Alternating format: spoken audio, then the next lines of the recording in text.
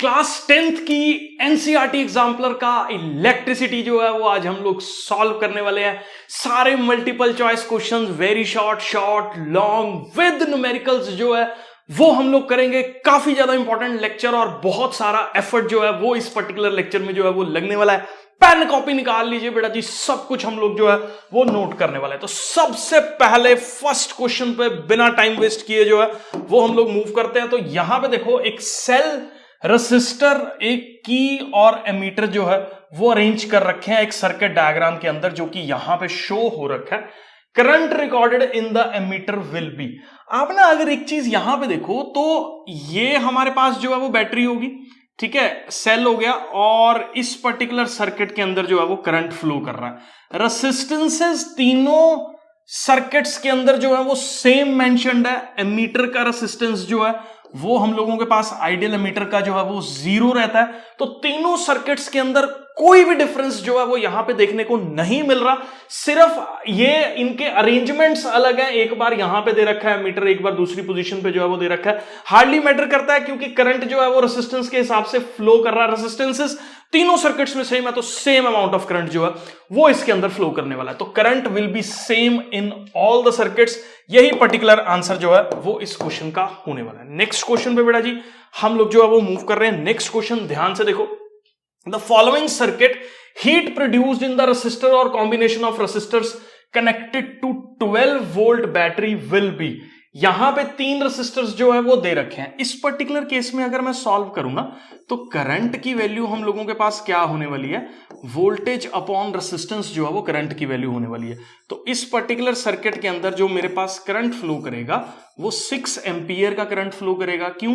क्योंकि वोल्टेज मेरे पास 12 गिवन है और रेसिस्टेंस मेरे पास 2 गिवन है, तो 6 एम्पियर का करंट जो है वो फ्लो कर रहा है। हीट प्रोड्यूस्ड का फॉर्मूला हम लोगों के पास क्या होता है? हीट प्रोड्यूस्ड का फॉर्मूला होता है आई स्क्वायर टाइम्स आर। तो हीट प्रोड्यूस्ड जो है वो हम लोगों के पास आई स्क्वायर आर होगी। तो पहले केस में कितनी हीट प्रोड्यूस हो रही है? करंट हमारे पास 6 है, तो 6 का स्क्वायर इज 36 टाइम्स रेसिस्टेंस कितनी है यहां पे 2, तो हीट प्रोड्यूस्ड विल बी, ये जो है वो 72 जूल के बराबर जो है वो हम लोगों के पास होने वाली है। सेकंड केस के अंदर अगर मैं नेट इक्विवेलेंट रेसिस्टेंस की बात करूं तो सीरीज सर्किट में जो नेट रेसिस्टेंस होता है that is equal to R1 और R2 दोनों के एडिशन के बराबर जो है वो हम लोगों के पास होता है। तो यहां पे अगर मैं R इक्विवेलेंट निकालूं बेटा तो वो हम लोगों के पास किसके बराबर आ जाएगा? 4 ओम के बराबर आ जाएगा। करंट की वैल्यू सर्किट के अंदर कितनी फ्लो करेगी? Voltage upon total resistance which is equal to किसके बराबर हो जाएगा? 3 एम्पियर के बराबर हो जाएगा। हीट अगर इसमें कितनी जनरेट हुई है अगर मैं सॉल्व करूं तो heat is I square times R के बराबर जो है वो होने वाला है। ठीक है, तो हमने कॉम्बिनेशन ऑफ रेसिस्टेंस के अंदर टोटल कितनी हीट इस पर्टिकुलर सिस्टम में जनरेट हो रही है, that is 9 times the resistance is 4, तो 9 4 जा हम लोगों के पास यहां पे हो जाएगा कितना? 36 के बराबर जो है वो हम लोगों के पास यहां पे हो जाएगा। तो 36 जूल हीट जो है वो फ्लो कर रही है। अब ये जो है वो एक पैरेलल कॉम्बिनेशन है। क्यों पैरेलल कॉम्बिनेशन है? क्योंकि यहां पे देखो करंट जो है वो इन दोनों सर्किट्स के अंदर डिवाइड हो रहा है। तो यहां पे जो नेट इक्विवेलेंट रेसिस्टेंस है वो हम लोगों के पास रेसिप्रोकल्स ऑफ दो रेसिस्टेंसेस के बराबर होगा, क्योंकि रेसिस्टेंस इन पैरेलल का फॉर्मूला हम लोगों के पास क्या होता है? 1/R is equal to 1/R1 plus 1/R2। Half और हाफ को ऐड करोगे तो 1 हो जाएगा। तो नेट इक्विवेलेंट रेसिस्टेंस इस पर्टिकुलर सर्किट में 1 ओम के बराबर जो है वो आने वाली है। तो यहां पे अगर मैं बात करूं करंट का, तो करंट कितना फ्लो कर रहा है इस सर्किट में? Potential upon resistance which is equal to 12 ampere current जो है वो फ्लो करेगा। अगर मैं हीट की बात करूं तो heat is I square times R. I का स्क्वायर करोगे तो 144 होगा, इनटू में रेसिस्टेंस है 1, तो यहां पे जो मेरे पास हीट जनरेट होने वाली है वो होने वाली है 144 जूल। तो heat will be maximum in the third case. यही इस पर्टिकुलर क्वेश्चन का आंसर जो है वो हम लोगों के पास होने वाला है। मैं जूम करके चल रहा हूं बेटा जी, ये पर्टिकुलर क्वेश्चन जो है वो आपको क्लियर है। तो थर्ड क्वेश्चन के अंदर बेटा जी हम लोगों के पास यहां पे क्या गिवन है? Electric resistivity of a given material depends upon. देखो मैं आपको फॉर्मूला बताता हूं। आर जो है वो हम लोगों के पास होता है रो टाइम्स एल बाय ए। रो एक कांस्टेंट है जो किस पे डिपेंड करता है, हम लोगों के पास नेचर ऑफ द मटेरियल पे डिपेंड करता है। नेचर ऑफ मटेरियल के साथ साथ ये एक और बहुत ज्यादा इंपॉर्टेंट फैक्टर है जिस पे कि डिपेंड करता है, दैट इज टेम्परेचर। तो यहां पे दो फैक्टर्स हैं जहां पे रेसिस्टिविटी जो है वो हम लोगों के पास डिपेंड करती है। तो एक तो यहां पे हो गया nature of the material, length पे डिपेंड नहीं करती, थिकनेस पे डिपेंड नहीं करती, शेप पे जो है वो डिपेंड नहीं करती। क्योंकि ना ये बच्चों को बहुत ज्यादा कंफ्यूजन यूजुअली इसके अंदर रहता है, मैं आपको समझा देता हूं। देखो आर जो रेसिस्टेंस है डायरेक्टली प्रोपोर्शनल टू लेंथ है, रेसिस्टेंस जो है वो direct inversely proportional to area है। तो आर को हम लोग लिख देते हैं L बाय ए के प्रोपोर्शनल। तो आर को जब हम इक्वल करते हैं तो यहां पे आ जाता है L बाय ए। तो इस पर्टिकुलर जगह पे अगर हम लोग देखें तो रेसिस्टिविटी जो है वो एक कांस्टेंट है जो इन दो पर्टिकुलर फैक्टर्स पे जो है वो हम लोगों के पास डिपेंड जो है वो कर रहा है। तो यहां पे डी पार्ट इस क्वेश्चन का आंसर जो है वो होने वाला है। नेक्स्ट क्वेश्चन पे बेटा जी हम लोग जो है वो मूव कर रहे हैं। तो यहां पे देखो एक करंट फ्लो कर रहा है, देखो ये न्यूमेरिकल है और यहां पे करंट जो है वो हम लोगों के पास कितना फ्लो कर रहा है इसको हम लोग नोट कर लेते हैं। तो आई की वैल्यू देखो हमारे पास गिवन है 1 एम्पियर करंट जो है वो फ्लो कर रहा है एक इलेक्ट्रिक बल्ब की फिलामेंट से। कितने नंबर ऑफ इलेक्ट्रॉन्स पास हो रहे हैं, टाइम कितना गिवन है हम लोगों के पास 16 सेकेंड्स जो है वो टाइम गिवन है। सबसे पहले देखो आई की वैल्यू जो है वो चार्ज पर यूनिट टाइम के बराबर जो है वो होती है। तो कितना चार्ज फ्लो कर रहा है that is current times the time हो गया। तो यहां पे कितना चार्ज फ्लो कर रहा है, तो करंट हम लोगों के पास 1 है, टाइम हम लोगों के पास 16 है। तो 16 कूलम चार्ज जो है वो हम लोगों के पास यहां पे फ्लो कर रहा है। अब कितने नंबर ऑफ इलेक्ट्रॉन्स यहां पे होंगे, तो देखो बेटा 10th लेवल पे ना आप ये सीधा फॉर्मूला वैसे हमारे पास नहीं गिवन है क्वांटाइजेशन ऑफ चार्जेस का, क्लास 12th में तुम लोग जो है वो इसको पढ़ोगे। तो मैं आपको एक सिंपल यूनिटरी मेथड से इसको जो है वो समझा रहा हूं, क्योंकि बहुत सारी जगह पे आप सॉल्यूशन में देखोगे तो Q इक्वल टू एन इस्तेमाल कर रखा है। आप इसको ऐसे सिंपली समझो कि 1.6 इंटू 10 पावर -19 कूलम जो है वो एक इलेक्ट्रॉन पे चार्ज है। मतलब इतने कूलम चार्ज के अंदर कितने नंबर ऑफ इलेक्ट्रॉन्स हम लोगों के पास आ रहे हैं, 1 इलेक्ट्रॉन जो है वो आ रहा है। सिंपल यूनिटरी मेथड जो है वो हम लोग इस्तेमाल करेंगे।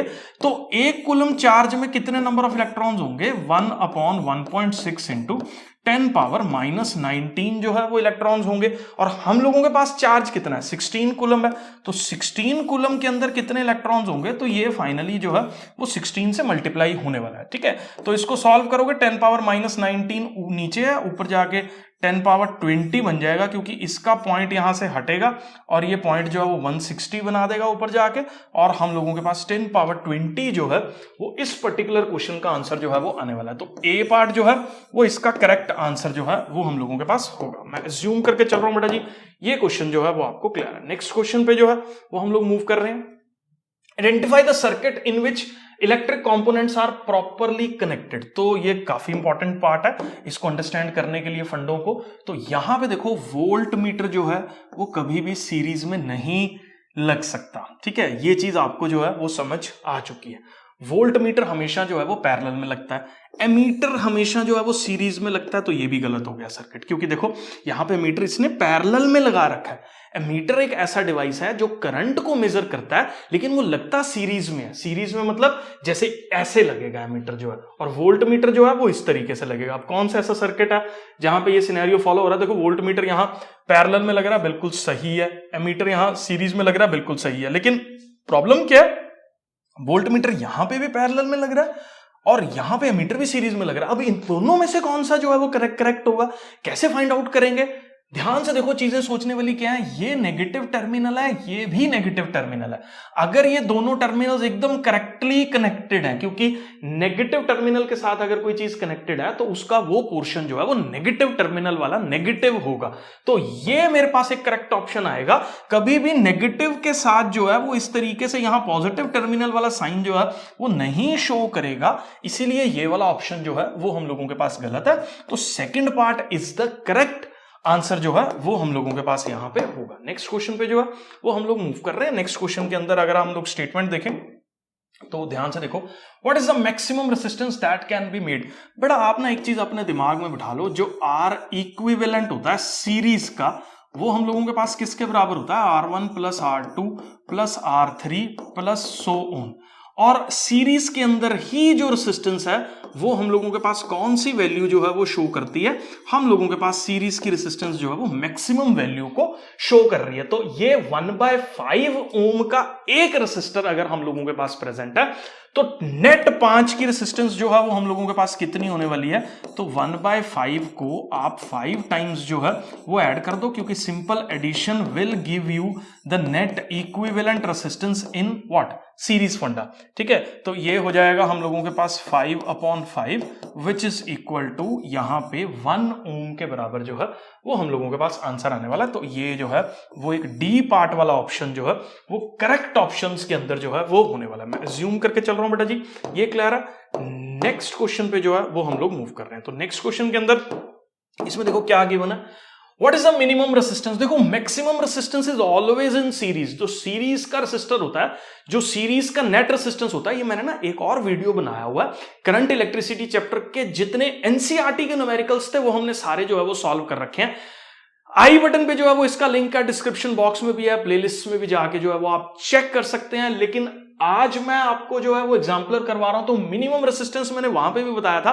पैरेलल कॉम्बिनेशंस में जो नेट रेसिस्टेंस होता है वो पैरेलल का जो सबसे छोटा रेसिस्टर लगा हुआ है उससे भी कम होता है, और सीरीज रेसिस्टेंस में जो मैक्सिमम रेसिस्टेंस होता है वो सबसे बड़े रेसिस्टर से भी बड़ा जो है वो होता है। मतलब इन शॉर्ट आपको ये चीज अंडरस्टैंड करनी है कि यहां पे मेरे को मिनिमम रेसिस्टेंस चाहिए, तो मिनिमम रेसिस्टेंस मेरे पास कैसे आएगी, जब मैं पैरेलल के अंदर जो है वो चीजों को कनेक्ट कर रहा हूं। अब पैरेलल का जो फॉर्मूला हम लोगों के पास है वो क्या है, 1/r प्लस 1/r कितने टाइम्स, 5 टाइम्स जो है वो हम लोग करेंगे, क्योंकि 1/r plus 1/r plus 1/r, क्योंकि 5 रेसिस्टर्स है। तो R इक्विवेलेंट यहां से अगर आप सॉल्व करोगे तो it is equal to R/5। तो यहां पे हम लोगों के पास एक रेसिस्टर की वैल्यू जो है वो 1/5 है। इसको इक्विवेलेंट निकालते हुए और 5 से डिवाइड करेंगे, आंसर अपने पास कितना आएगा, 1/25 ohm, which is the D part जो है वो हम लोगों के पास करेक्ट ऑप्शन जो है वो होने वाला। अब ये मैं अज्यूम करके चल रहा हूं सबको क्लियर है, क्योंकि 5 रेसिस्टर्स थे, तो 1/R1 plus 1/R2 plus 1/R3 plus so on up to 1/R5, 5 resistors जो है वो हमने ऐड कर दिए। तो 1/R प्लस 1/R 5 टाइम्स होगा तो 5/R बन जाएगा। R की वैल्यू मैंने सब्स्टिट्यूट कर दी, इक्विवेलेंट रेसिस्टेंस रेसिप्रोकल करके हमने निकाल दिया, तो 1/25 जो है वो इसका करेक्ट आंसर जो है वो होने वाला है। मैं अज्यूम करके चल रहा हूं, ये क्लियर है। नेक्स्ट क्वेश्चन पे जो है वो हम लोग मूव कर रहे हैं। नेक्स्ट क्वेश्चन के अंदर देखो कौन सा ऐसा सर्किट है जिसके अंदर जो है वो प्रॉपरली कॉम्बिनेशन जो है वो कनेक्टेड है। ये देखो, ये बड़े वाला पॉजिटिव वाला terminal negative, positive negative, positive negative, positive negative, एकदम सही है। ठीक है, अब यहां पे देखो, यहां पंगा हो गया, नेगेटिव नेगेटिव दोनों एक साथ जो है वो कनेक्ट हो गए, ये नहीं है। अब यहां पे देखो positive negative, positive negative, negative positive, यहां प्रॉब्लम होगी। ठीक है, यहां क्या हो गया, पॉजिटिव नेगेटिव, नेगेटिव पॉजिटिव, यहां प्रॉब्लम होगी। तो मेरे पास जो करेक्ट ऑप्शन है वो 1 वाला ही जो है वो हम लोगों के पास दे रहा है। तो A part is the right answer जो है वो हम लोगों के पास होने वाला है। ठीक है, मैं जूम करके चल रहा हूं बेटा जी, ये जो है वो आपको क्लियर है। नेक्स्ट क्वेश्चन जो है, वोल्टेज का जो फॉर्मूला है वो आप अपने पास जो है वो नोट कर लो। वोल्टेज इज इक्वल टू कितना वर्क डन किसी को करना पड़ रहा है, ठीक है, किसी चार्ज को करना पड़ रहा है पर यूनिट चार्ज हम लोगों के पास जो है वो होता है। तो it is actually equal to work done by charge. अब चार्ज पर यूनिट टाइम सबको मालूम है किसके बराबर होता है, हमारे पास करंट के बराबर होता है। तो यहां से चार्ज की वैल्यू जो है वो I टाइम्स टी के बराबर आ जाएगी। यहां पुट कर दो तो potential will be equal to work done by I times T. ठीक है, तो work done by current into time. तो ये देखो, ये जो है वो मेरे पास ए ऑप्शन से जो है वो करेक्टली रिप्रेजेंट जो है वो हो रहा है। मैं अज्यूम करके चल रहा हूं क्वेश्चन नंबर 9 भी आपको क्लियर है। नेक्स्ट क्वेश्चन पे जो है वो हम लोग मूव कर रहे हैं। तो नेक्स्ट क्वेश्चन को जो है वो हम लोग करेंगे, सिलेंड्रिकल कंडक्टर है, सिलेंड्रिकल कंडक्टर है। ठीक है जी, सिलेंडर बना दिया हम लोगों ने, इसकी लेंथ गिवन है L and uniform cross section area, ये जो एरिया है इसका ये वाला, ये किसके बराबर गिवन है, A के बराबर जो है वो गिवन है। और इसकी रेसिस्टेंस भी गिवन है हम लोगों के पास, कितनी गिवन है, R गिवन है। दूसरा कंडक्टर है, कोई और कंडक्टर है, उसका जो डाटा गिवन है वो लेंथ है उसकी 2L, रेसिस्टेंस उसकी जो है वो सेम R ही है, और of the material has a area of cross section. तो ये पूछ रहा है कि रेसिस्टेंस सेम कितने एरिया ऑफ क्रॉस सेक्शन पे जो है वो होने वाली है। अब देखो, जब भी आपके पास दो डाटास इस तरीके से न्यूमेरिकल्स के अंदर आए ना, तो उसमें एक चीज आप याद रखो, मटेरियल सेम है, cylindrical conductor, another conductor of same material. अगर यहां लिख दिया ना उसने सेम मटेरियल है, तो इसका मतलब हम लोगों के पास एक जो रेसिस्टिविटी है ना, वो दोनों केसेस में आपको जो है वो सेम लेनी है, क्योंकि रेसिस्टिविटी मटेरियल सेम है, मटेरियल पे डिपेंड करती है, तो रेसिस्टिविटी जो है वो सेम होने वाली है। तो यहां से देखो R is equal to rho L by A, ठीक है। तो यहां से रो की वैल्यू निकाल लो, ए आर बाय एल के बराबर जो है वो हो जाएगी, क्योंकि रेसिस्टिविटी सेम है। तो इस पर्टिकुलर जगह पे R is equal to rho L कितना है मेरे पास 2L है, एरिया को मैं ए डैश ले रहा हूं। ए डैश की वैल्यू ही आपको जो है वो निकालनी है।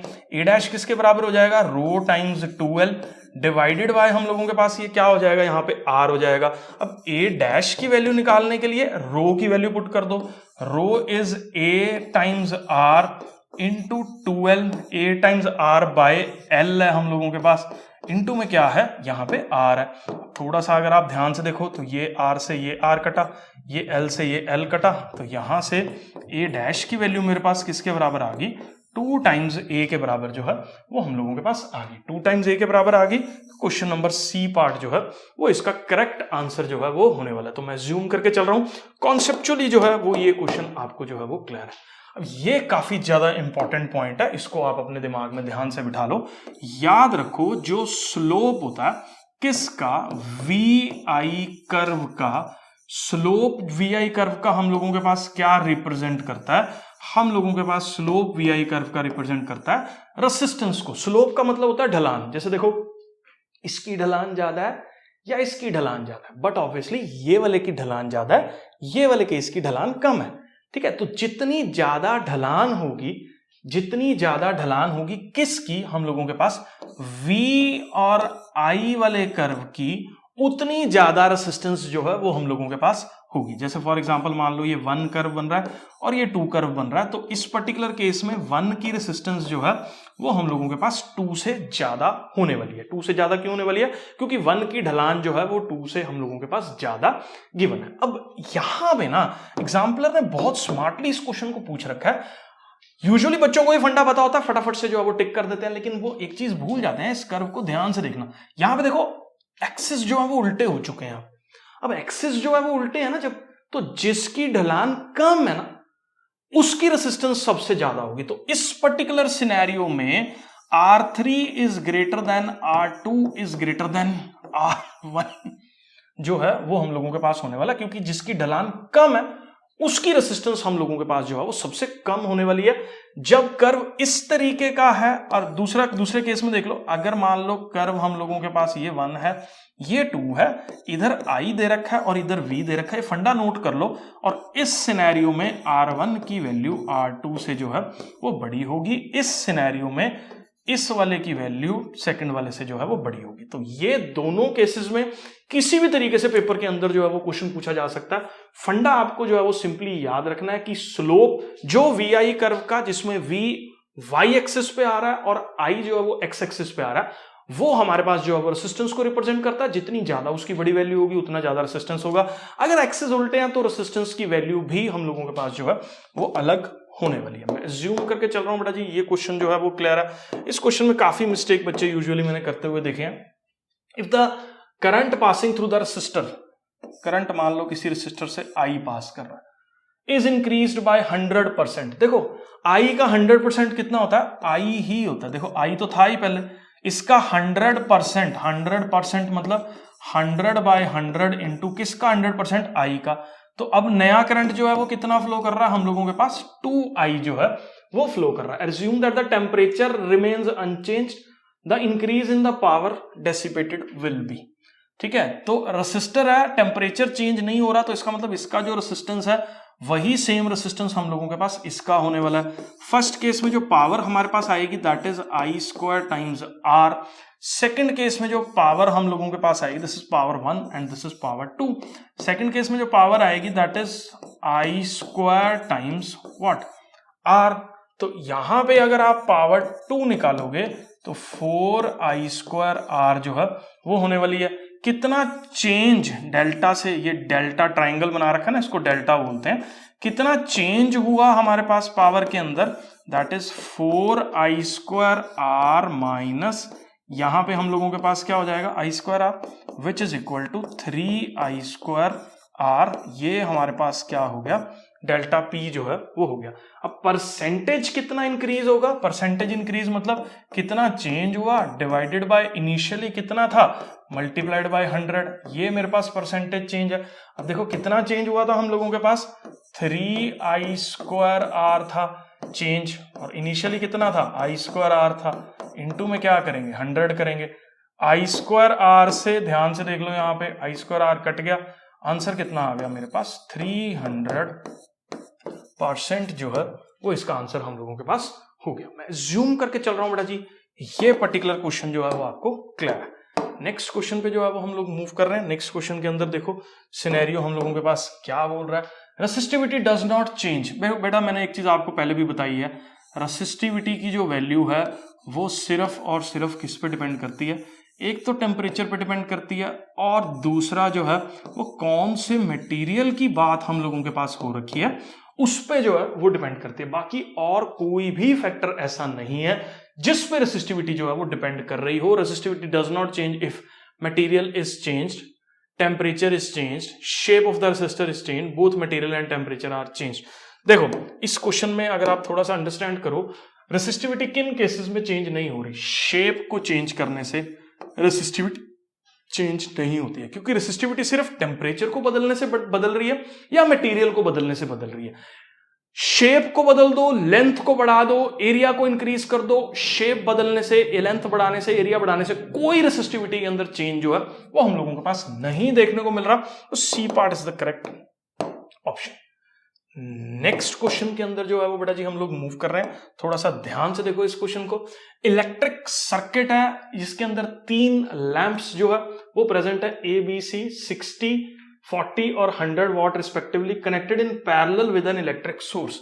तो ये बेटा जी कुछ 3 लैंप्स हैं, ये एक मैं यहां शो कर देता हूं, ये दूसरा लैंप हो गया, और ये मैं इनको ऐसे क्यों कनेक्ट कर रहा हूं क्योंकि यहां पे मेंशन्ड है कि ये तीनों जो है वो कैसे कनेक्टेड है, पैरेलल के अंदर जो है वो कनेक्टेड है। ठीक है, तो ये मेरे पास लैंप 1 हो गया, ये मेरे पास लैंप 2 हो गया, और ये मेरे पास लैंप 3 जो है वो हो गया। ठीक है, which of the following would likely to happen. अब ये ऑब्वियसली किसी ना किसी पोटेंशियल सोर्स के साथ जो है वो तीनों लैंप्स यहां पे हम लोगों के पास कनेक्टेड है।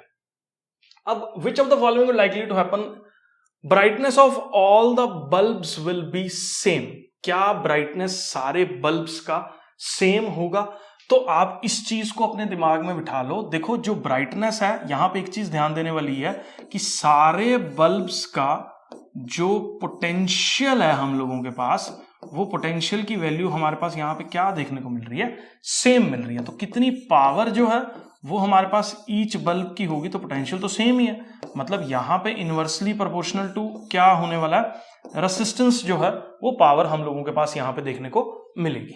तो अब इसके अंदर जब हम लोग देख रहे हैं कि पोटेंशियल अगर तीनों केसेस के अंदर सेम है, तो हमारे पास जो डिसाइडिंग फैक्टर है वो रेसिस्टेंस है। जितनी ज्यादा रेसिस्टेंस होगी उतनी पावर जो है वो हम लोगों के पास कम होने वाली है। अब रेसिस्टेंस क्वेश्चन आता है, कैसे फाइंड आउट करेंगे? देखो यहाँ पे ना पावर गिवन है क्वेश्चंस के अंदर, पावर का फॉर्मूला हम लोगों के पास होता है v²/r। तो यहां पे देखो अगर पावर मेरे पास 100 गिवन है, तो यहां पे जो v²/r हो गया, तो यहां से r की वैल्यू जो है वो किसके बराबर आ गई, v²/100 के बराबर आ गई।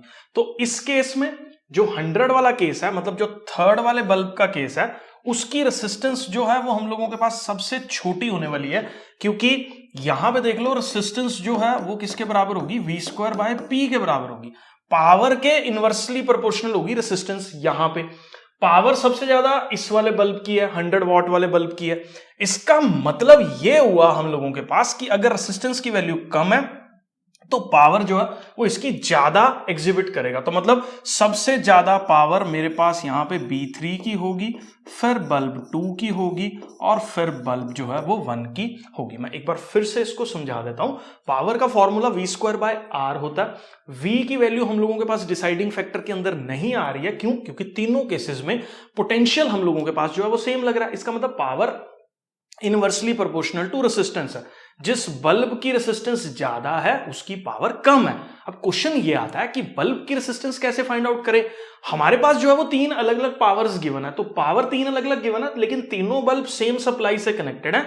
इसका मतलब जो रेसिस्टेंस होगी फर्स्ट वाले बल्ब की वो V²/P होगी, मतलब V²/40, फिर V²/60, फिर V²/100। तो V²/100 वाले की रेसिस्टेंस सबसे कम है, इसीलिए उसकी पावर जो है वो सबसे ज्यादा हम लोगों के पास जो है वो होने वाली है। मैं अज्यूम करके चल रहा हूं बेटा जी, ये जो है वो आपको क्लियर है। तो इस पर्टिकुलर सिनेरियो से देखें तो बल्ब 2 की पावर जो है वो 1 वाले से ज्यादा होगी और bulb 2 will be having more brightness than bulb 1। तो ये सी पार्ट जो है वो इस केस के अंदर हम लोगों के पास करेक्ट ऑप्शन जो है वो होने वाला। मैं अज्यूम करके चल रहा हूं बेटा जी, ये क्लियर है। नेक्स्ट क्वेश्चन पे जो है वो हम लोग मूव कर रहे हैं। इसमें देखो एन इलेक्ट्रिक सर्किट, 2 रेसिस्टेंस है, कौन कौन से, तो यहां पे हम लोग लिख लेते हैं जो जो गिवन है क्वेश्चन के अंदर। एक रेसिस्टेंस मेरे पास 2 ओम का गिवन है, दूसरा रेसिस्टेंस हम लोगों के पास जो है वो 4 ओम का गिवन है, कनेक्टेड इन सीरीज। अब ये दोनों रेसिस्टेंस कैसे कनेक्ट कर रखे हैं, हम लोगों के पास जो है वो सीरीज में कनेक्ट कर रखे हैं। ये मेरा R1 हो गया और ये मेरा R2 हो गया, और किसके साथ, बैटरी के साथ जो कनेक्ट कर रखे हैं उसका जो पोटेंशियल है हम लोगों के पास वो किसके बराबर है, 6 वोल्ट के बराबर है। Heat dissipated in the 4 ohm resistor in 5 seconds. कौन से रेसिस्टर में हीट डेसिपेट निकालनी है अपने को, 4 ओम वाले में निकालनी है। कितने टाइम में हीट डेसिपेट निकालनी है, 5 सेकेंड्स में निकालनी है। सबसे पहले सर्किट के अंदर करंट निकाला जाए। R1 प्लस R2 के बराबर जो है वो रेसिस्टेंस होगी, तो यहां पे 2 + 4 दैट इज इक्वल टू 6 ओम। तो सर्किट के अंदर करंट कितना फ्लो कर रहा है, V/R, ओम्स लॉ लगा के, upon 6 which is equal to 1 ampere जो है वो पूरे के पूरे सर्किट में सेम करंट जो है वो फ्लो करेगा, क्योंकि सीरीज सर्किट है तो ये सेम करंट जो है वो यहां फ्लो कर रहा है। अब हीट कितनी डेसिपेट हो रही है, हीट डेसिपेटेड का फॉर्मूला है I²RT। तो यहां पे हीट डेसिपेट कितनी हो रही है, करंट तो 1 एम्पियर था, तो 1 का स्क्वायर इंटू 4 इंटू में टाइम कितना है 5, तो यहां से अगर मैं सॉल्व करूंगा तो 20 joule will be the heat dissipated. तो इस पर्टिकुलर के हिसाब से देखा जाए सी पार्ट जो है वो इसका आंसर हम लोगों के पास जो है वो होने वाला है। मैं अज्यूम करके चल रहा हूं, ये क्वेश्चन भी आपको क्लियर है। नेक्स्ट क्वेश्चन पे जो है वो हम लोग मूव कर रहे हैं। नेक्स्ट क्वेश्चन में देखो इलेक्ट्रिक केटल है जिसकी पावर गिवन है। इलेक्ट्रिक केटल की पावर कितनी गिवन है, 1 किलोवाट। मैं इसको 1000 वॉट लिख रहा हूं। व्हेन ऑपरेटेड एट, पोटेंशियल कितने पे जो है वो इसको ऑपरेट किया जा रहा है, 220 वोल्ट पे जो है वो ऑपरेट किया जा रहा है। फ्यूज मस्ट बी, अब देखो पावर का ना सिंपल फॉर्मूला होता है हम लोगों के पास क्या, V इंटू में I। पावर गिवन है कितनी, 1000। अब ये कितना गिवन है, 220, इंटू में कितना गिवन है, I। तो यहां से करंट की वैल्यू आप निकाल लो, तो 1000 डिवाइडेड बाय 220, तो it is approximately 4 point something जो है वो हम लोगों के पास यहां पे आने वाला है।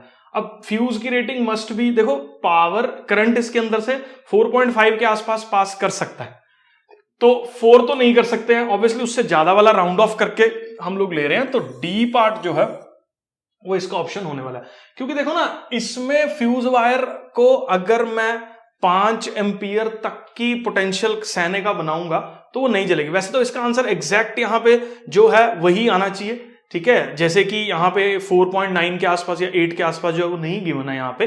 अब अपने को रेटिंग लिखनी है उसकी, एग्जैक्ट सॉल्व करने पे पावर हम लोगों के पास आ रही है 4.5। 4 रेटिंग का कैसे लिख देंगे, क्योंकि 4.5 जो है वो इसके अंदर से करंट पास कर सकते हैं, तो राउंड ऑफ करके जो है वो हम इसको डी पार्ट 5 एम्पियर जो है वो लिखने वाले हैं। मैं अज्यूम करके चल रहा हूं बेटा जी, ये जो है वो आपको क्लियर है। नेक्स्ट क्वेश्चन पे हम लोग मूव कर रहे हैं।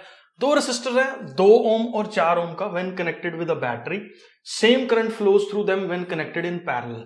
देखो अगर मैं इन दोनों रेसिस्टेंसेस को, ऐसा बोला जा रहा है कि कैसे कनेक्ट कर दिया, पैरेलल के साथ जो है वो कनेक्ट कर दिया, सेम करंट जो है वो फ्लो करेगा, बिल्कुल नहीं सेम करंट फ्लो कर सकता, क्योंकि पैरेलल में देखो ये 2 ओम है और ये 4 ओम है। इसकी पोटेंशियल मान लो मैं ले लेता हूं V, तो पहले वाले रेसिस्टर के अंदर से कितना करंट फ्लो करेगा, V इज इक्वल टू क्या फॉर्मूला रहता है हम लोगों के पास, IR। तो फर्स्ट वाले रेसिस्टेंस से कितना करंट फ्लो करेगा, I1, it is equal to potential तो सेम है डिवाइडेड बाय 2। सिमिलरली अगर मैं सेकंड वाले रेसिस्टर से चेक करूंगा, I2 चेक करूंगा, तो पोटेंशियल तो सेम है, रेसिस्टेंस कितना है 4, तो दोनों केसेस में अलग अलग करंट हो गया, सेम करंट तो बिल्कुल नहीं फ्लो करेगा। हाँ, सीरीज के अंदर जो है तो करंट रहता ही सेम है। सीरीज में अगर आप इसको कनेक्ट कर दो, मतलब इन दोनों रेसिस्टेंस से इसको अगर मैं ऐसे कनेक्ट कर रहा हूं, तो सीरीज में तो कॉन्सेप्ट ही ये है कि सेम करंट जो है वो फ्लो करेगा, तो same current flowing through them when connected in series. तो ये बी पार्ट ही इसका ऑप्शन, सिंगल ऑप्शन करेक्ट में जो है वो हो गया। Same potential difference across them, देखो सीरीज में तो पोटेंशियल डिफरेंस सेम होता ही नहीं है, सीरीज में तो पोटेंशियल डिवाइड करता तो सेम हो ही नहीं सकता, तो सी पार्ट भी रॉन्ग है। Potential difference across them, different potential difference across them when connected in parallel, लेकिन पैरेलल में तो पोटेंशियल डिफरेंस सेम रहता है, तो इसका मतलब डी पार्ट भी जो है वो गलत है। तो सीरीज सर्किट्स में पोटेंशियल डिवाइड होता है, करंट की वैल्यू सेम रहती है, और पैरेलल सर्किट्स के अंदर पोटेंशियल जो है वो सेम होता है, करंट की वैल्यू जो है वो हम लोगों के पास डिवाइड करती है। इस क्वेश्चन में बच्चे यूजुअली मिस्टेक जो है वो कर देते हैं। यहां पे इलेक्ट्रिक पावर, देखो पावर होता है हमारे पास एनर्जी पर यूनिट टाइम, ठीक है, इलेक्ट्रिक पावर के अंदर एनर्जी पर यूनिट टाइम है। अब एनर्जी हम लोगों के पास जो है वो ध्यान से देखो, potential is energy upon charge, तो एनर्जी इज क्या हो गया, पोटेंशियल इनटू में चार्ज, या work done is potential into में चार्ज जो है वो हम लोगों के पास हो गया। अब यहां पे देखो ये E की वैल्यू यहां पुट करो, पोटेंशियल इनटू में चार्ज डिवाइडेड बाय टाइम, तो पावर को मैं ऐसे भी लिख सकता हूं, पोटेंशियल इनटू में charge divided by time can be represented as क्या, करंट। सबको पता ही है P is equal to V into I होता है। अब पावर की जो यूनिट होगी यहाँ पे क्या होगी, पावर इज वोल्ट इंटू में क्या हो गया, यहाँ पे एम्पियर हो गया। तो दिस वोल्ट एम्पियर जो है वो हम लोगों के पास ए पार्ट जो है वो इसको रिप्रेजेंट कर रहा है। किलोवाट आवर तो एनर्जी की यूनिट है, वॉट सेकंड इज पावर, ये भी एनर्जी की यूनिट है। Joule second is not power, joule पर सेकंड पावर होता है, जूल सेकंड पावर जो है वो हम लोगों के पास नहीं होता। ऐसी वॉट सेकंड जो है वो भी एनर्जी की यूनिट है, किलोवाट आवर भी एनर्जी की यूनिट है, लेकिन पावर जो है वो यहां पे वोल्ट एम्पियर रिप्रेजेंट कर रहा है, क्योंकि power is V into I, V is for volt and I is ampere, current को जो है वो रिप्रेजेंट हम लोगों के पास कर रहा है। जूम करके चल रहा हूं बेटा जी, ये क्लियर है। नेक्स्ट क्वेश्चन जो है वो हम लोगों के पास शॉर्ट आंसर टाइप है। A child has drawn an electric circuit to study Ohm's law as shown in the figure, his teacher told that the diagram needs to be corrected. उसने diagram जो है वो गलत बनाया, तो उसकी मैडम ने कहा भैया डायग्राम सही करके लाओ। तो ये सबसे बड़ी गलती देखो यहाँ पे क्या कर रखी है उस भाई साहब ने, ये गलत है, ठीक है, क्योंकि पोटेंशियल जो है वोल्ट मीटर मेजर कर रहा है, वोल्ट मीटर हमेशा पैरेलल में लगाता है, उस गधे ने सीरीज में लगा दिया। और यहां पे देखो एम्पियर, एम्पियर मेजर करना तो एमीटर का काम है, एमीटर हमेशा सीरीज में लगाया जाता है। तो इसको किस तरीके से वो भाई साहब करेक्ट कर सकते हैं, मैं सिंपली इसी डायग्राम में बना के आपको बता देता हूं। यहां पे ए कर दो और यहां पे जो है वो क्या कर दो, वी कर दो। दूसरा ये चेक कर लो, ये नेगेटिव है तो ये भी नेगेटिव है, तो ये देखो डायरेक्ट यहां से नेगेटिव से ही कनेक्टेड है, तो ये एकदम सही है, साइंस हमेशा सही है। और यहां पे क्या होगा, नेगेटिव होगा, और ये हम लोगों के पास जो है वो कौन से वाला एंड होने वाला है, क्योंकि ये अगर नेगेटिव से कनेक्टेड है तो ये वाला एंड जो है वो नेगेटिव हो जाएगा, दूसरे वाला एंड जो है वो हम लोगों के पास पॉजिटिव जो है वो होने वाला है। मैं अज्यूम करके चल रहा हूं बेटा जी, ये जो है वो आपको क्लियर है। इस सर्किट डायग्राम को हमने सही कर दिया। नेक्स्ट क्वेश्चन पे जो है वो हम लोग मूव कर रहे हैं। नेक्स्ट क्वेश्चन के अंदर देखो क्या गिवन है, काफी अच्छा क्वेश्चन है ये वाला जो है। 2 ओम के रेसिस्टर्स हैं, इस तरीके से जो है वो कनेक्टेड है। ईच ऑफ देम डेसिपेट्स, कुछ एनर्जी डेसिपेट कर रहा, इनकी ना मैक्सिमम पावर दे रखी है कि कितनी एनर्जी ये डेसिपेट कर सकता है। 18 जो है वो 18 कितनी है यहाँ पे 18 वॉट जो है, 18 वॉट से अगर ज्यादा पावर एक रेसिस्टर प्रोड्यूस करने लगेगा ना तो वो मेल्ट जो है वो हम लोगों के पास यहाँ पे करने वाला है। अब क्वेश्चन ये आता है कि कितना मैक्सिमम करंट जो है वो सर्किट के अंदर से फ्लो कर सकता है। अब ना मैं आपको बताता हूं, ये क्वेश्चन बहुत कॉन्सेप्चुअली अंडरस्टैंड करने वाला है, काफी अच्छा सवाल है। अगर आपको फंडा सीखना है तो ध्यान से देखो, यहां से करंट फ्लो कर रहा है I, यहां से करंट फ्लो कर रहा है सेम है ना, तो यहां पे हो जाएगा हाफ करंट हो जाएगा, क्योंकि यहां पे कुछ अलग हो गया करंट। मैं यहां I1 ले लेता हूं, वैसे हाफ होगा एग्जैक्टली ये वाला, ठीक है। तो मेरे को आप एक चीज बताओ, यहाँ पे सबसे ज्यादा करंट किस वाले रेसिस्टर के अंदर फ्लो कर रहा है, तो सबसे ज्यादा करंट फ्लो कर रहा है इस ए रेसिस्टर के अंदर। तो इसका मतलब मेल्ट अगर करने का सिनेरियो आएगा, मेल्टिंग का अगर सिनेरियो हम लोगों के पास आएगा तो ए रेसिस्टर सबसे पहले मेल्ट करने वाला है, क्योंकि ए के अंदर सबसे ज्यादा करंट जो है वो पास कर रहा है। क्योंकि जो करंट अगर ए से पास, मान लो ये 3 एम्पीयर 4 एम्पीयर का करंट ए से पास हो गया, ये आगे चल के तो डिवाइड होने वाला है, ये मेल्ट नहीं करने वाले, पहले यही खराब हो जाएगा, यही मेल्ट जो है वो कर जाएगा। इसका मतलब जो डिसाइडिंग फैक्टर है ना हम लोगों के पास कि सर्किट मेल्ट ना हो, दैट इज ये ए वाला 2 ओम का रेसिस्टर जो है वो हम लोगों के पास डिसाइडिंग फैक्टर है। अब देखो पावर का जो फॉर्मूला हम लोगों के पास होता है दैट इज हम लोगों के पास क्या रहता है, आई स्क्वायर आर जो है वो हम लोगों के पास पावर जो है वो होती है। ठीक है, अब यहां से पावर 18 है, ठीक है, तो आई स्क्वायर इंटू में यहां पे क्या 2, तो यहां से सॉल्व करोगे तो आई स्क्वायर की वैल्यू कितनी आ जाएगी 9, आई की वैल्यू मेरे पास कितनी आ जाएगी 3 एम्पियर। तो ये जो है वो मैक्सिमम करंट इस सर्किट के अंदर से फ्लो कर सकता है। बच्चे पता क्या गलती करते हैं इसके अंदर, मैं फिर बता रहा हूं, बच्चे क्या करेंगे, इस रेसिस्टेंस की वैल्यू को जो है वो 3 ओम लेते हैं, जो कि बिल्कुल गलत है, क्योंकि अपने को ये देखना है कि भैया सर्किट मेल्ट नहीं होना चाहिए, तो सबसे पहले यही मेल्ट हो जाएगा इस तार के अंदर से। 3 ओम का जो है वो रेसिस्टेंस हम लोग नहीं लेके चलेंगे, क्योंकि ये इंडिविजुअली पहले ही मेल्ट कर जाएगा। यही इकलौता डिसाइडिंग फैक्टर हम लोगों के पास है कि जो है वो करंट मेल्ट ना करे, क्योंकि इसी ए सर्किट के अंदर से मैं फिर बता रहा हूं मैक्सिमम करंट जो है वो फ्लो करेगा। इसीलिए वो कितना हो सकता है वो इंडिविजुअली हम लोग जो है वो देख रहे हैं, क्योंकि हर एक की कैपेसिटी इंडिविजुअली जो है वो हम लोग यहाँ पे जज करेंगे। तो ये नहीं लेना, आपको 2 ओम वैल्यू लेके चलना है, तो यहाँ पे जो है वो माइनस में हो नहीं सकता, तो 3 एम्पियर जो है वो हम लोगों के पास इसका आंसर जो है वो आ गया। मैं जूम करके चल रहा हूं बेटा जी, ये क्लियर है। अगला क्वेश्चन है, काफी इंपॉर्टेंट थ्योरी क्वेश्चन है पेपर पॉइंट ऑफ व्यू से। यहाँ पे क्या गिवन है, should a resistance of an ammeter be low और हाई। अब देखो एमीटर मान लो है क्या, इसको अंडरस्टैंड करो पहले। तो ये हो गया मेरे पास रेसिस्टेंस, ये मैंने लगा दिया इसके अंदर एमीटर, जो कि करंट को मेजर करने का फंडा था, ठीक है, और ये हो गया मेरे पास पोटेंशियल भी। एमीटर किस लिए लगाया, ताकि मैं इस आई करंट को जो है वो मेजर कर सकूं। मान लो एमीटर का रेसिस्टेंस है आर, तो अब ये सीरीज में कनेक्टेड है, तो ये टोटल रेसिस्टेंस सर्किट का हम लोगों के पास कितना हो गया, आर प्लस आर जो है वो हम लोगों के पास हो गया। तो करंट सर्किट के अंदर से कितना फ्लो करेगा, V upon R plus R. तो अब सोचने वाली बात है, एमीटर मैंने लगाया रेसिस्टेंस करंट को मेजर करने के लिए, करंट को मेजर करने के लिए एमीटर लगाया। अब एमीटर अपना खुद का रेसिस्टेंस लेके वहां पहुंच गया। अब उसका खुद का रेसिस्टेंस जब ऐड कर दिया हमने, तो करंट की वैल्यू चेंज कर दी। मतलब मैं एक डिवाइस लेके आ रहा हूं जिससे मेरे को करंट मेजर करना है, लेकिन प्रॉब्लम यह है कि जब उस डिवाइस से मैं करंट मेजर कर रहा हूं तो वो डिवाइस करंट की रीडिंग को ही बदल दे रहा है। अबे क्या फायदा हुआ। तो इसका मतलब ये सिनेरियो कब वैलिड होगा, जब इसकी वैल्यू बहुत ज्यादा लो होगी, नेग्लिजिबल होगी।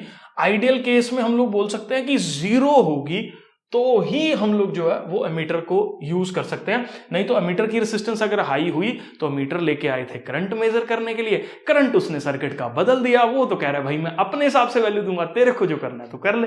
ठीक है, तो ये सिनेरियोस के अंदर जो है वो हम लोगों के पास इसकी लो रेसिस्टेंस जो है वो होनी चाहिए। मैं जूम करके चल रहा हूं बेटा जी, ये जो है वो आपको क्लियर है। नेक्स्ट जो है वो क्वेश्चन के अंदर हम लोग यहां पे देखते हैं, draw a circuit of an electric circuit diagram of an electric circuit containing a cell. देखो बेटा जी, सेल बोला इसने तो एक ही लगाओ। इस तरह का क्वेश्चन बोर्ड में आता ही आता है। एक एमीटर लगा हुआ है, एक रेसिस्टेंस है हम लोगों के पास, तो एक रेसिस्टेंस पहले बना लेते हैं हम लोग। कितने ओम का बना लिया हमने, 2 ओम का बना लिया, in series combination with 2 4 ohm resistances in parallel. अब इसने बोला 2 4 ओम के रेसिस्टर्स जो कि पैरेलल थे, उनके साथ ये कौन से वाले रेसिस्टर्स हो गए, 4 ओम वाले जो है वो हो गए। तो ये 4 ओम के रेसिस्टर्स जो है वो हो गए in parallel and a voltmeter across the parallel combination. इसके अक्रॉस जो है वो हम लोगों ने क्या लगा रखा है, वोल्टमीटर जो है वो लगा रखा है। ठीक है, उसके बाद एमीटर भी जो है वो हम लोगों ने लगाना है। तो एमीटर लगाना है, तो मैं यहां पे पैरेलल कॉम्बिनेशन के अंदर जो है वो एक एमीटर भी सीरीज में लगता है मीटर, ठीक है, सबको पता है। तो ये हम लोगों के पास जो है वो मीटर लग गया। उसके बाद क्या लगाना है, एक की भी लगानी है, की दे रखी है, की भी दे रखी है, तो ये हम लोगों ने जो है वो की भी लगा दी।